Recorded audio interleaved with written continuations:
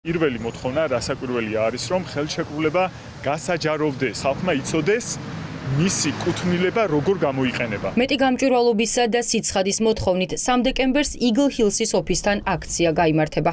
სამოქალაქო აქტივისტების რამდენიმე ჯგუფი ამ ფორმით გააპროტესტებს არაბული ქალაქების მშენებლობას თბილისსა და გონიოში. ვინც ფიქრობს, რომ ამ პროექტით ქვეყანას საფრთხე ემუქრება, ხვალ 7 საათზე კინო რუსთაველთან მიდის. ობახიძე გვეუბნება, რომ მიწა არ იყიდებაო და ამავდროულად გვეუბნება, რომ მიწის თანამესაკუთრე იქნება სახელმწიფო. სიტყვა თანამესაკუთრე ბავშვმაც კი იცის, რომ ნიშნავს, რომ აი ამ კონკრეტულ საკუთრებას ყავს სხვა მესაკუთრეც. ეს სხვა მესაკუთრე ვინ არის? რასაკვირველია ინვესტორი, რომელიც რასაკვირველია არ არის სახელმწიფო და რომელიც არც მე ვარ, არც თქვენ, ვინც ამას უყურებთ და არც თქვენ. სიტყვაშივე გვატყუებს ყობახიძე. ქართული ოცნება ეხება კიდევ ერთ კორუფციულ სკანდალში. მათი ხელშეკრულება Eagle Hills-თან მადებს უამრავ კითხვას და გვინდა რომ ამ კითხვებს პასუხი გაეცეს. საინტერესო რატომ უდღება თავდებში ეგრეთ წოდებული ხელისუფლება კომპანიას, რომელიც გამოირჩევა აღმოსავლეთ ევროპაში უამრავი გაჩერებული პროექტით და შელახული რეპუტაციით. ვითხოვთ რომ გასაჯაროვდეს ხელშეკრულება და არჩევანი გაკეთოს ხალხმა და არა პოლიტიკურმა ელიტებმა. კინოთეატრ რუსთაველის ისტორიული შენობა, სადაც Eagle Hills-ის გაყიდვების ოფისია, იმ ადამიანების შეკრების ადგილი იქნება, ვინც დაგეგმილ მშენებლობებს ეროვნული ინტერესების საზიანოდ მიიჩნევს. პროექტებიდან ერთი კრწანისის ტყეპარკსა და მის მიმდებარედ 600 ჰექტარზე ახალი ქალაქის აშენებას გულისხმობს.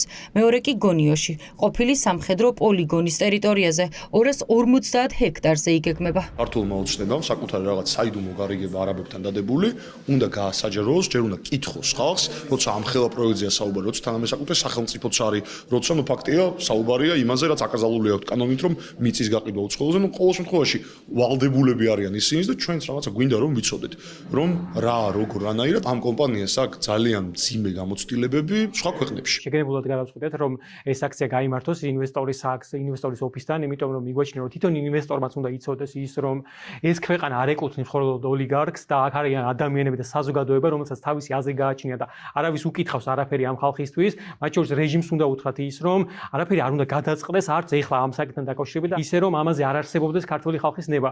და დღეს ჩვენ ვიცით, რომ ქართული ხალხის აბსოლუტური უმრავლესობა წინააღმდეგია ამ პროექტის მსგავსი სახით განხორციელებას. კითხვაზე მათი აზრით, რა მიზანი აქვს ივანიშვილის გუნდს და რა ტიპის კოლაბორაციაშია არაბულ კომპანიასთან. აქციის ორგანიზატორები გვპასუხობენ, რომ ერთის მხრივ ქართული ოცნება ამ ფორმით საერთაშორისო იზოლაციის გადაფარვას ცდილობს.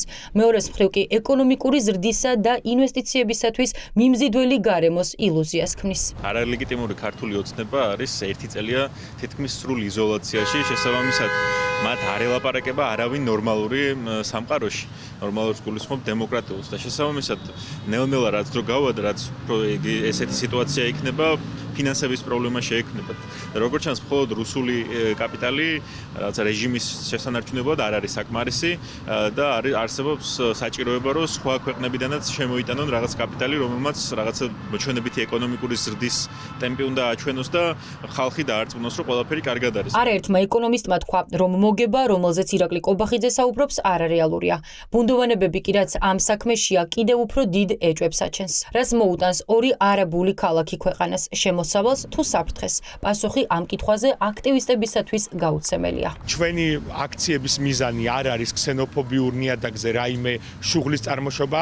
ჩვენ უპირველეს ყოვლისა ვიაზრებთ ქვეყნის გეოპოლიტიკურ საფრთხეებს და ამ საფრთხეებში ჩვენი მეგობარი ან რა ვიცი თანამზრახველი არ შეიძლება იყოს პრორუსული ძალები და აქედან გამომდინარე მაგიტომ ვაანონსებთ ჩვენ აქციებს ჩვენ ვერ ვითანამშრომლებთ იმ ძალებთან რომელიც პრორუსულ პოლიტიკას ატარებენ. არაბული პროექტი რომ ბიძინა ივანიშვილის პირადი ინტერესის საგანია, ეს ამ კადრებითაც დასტურდება.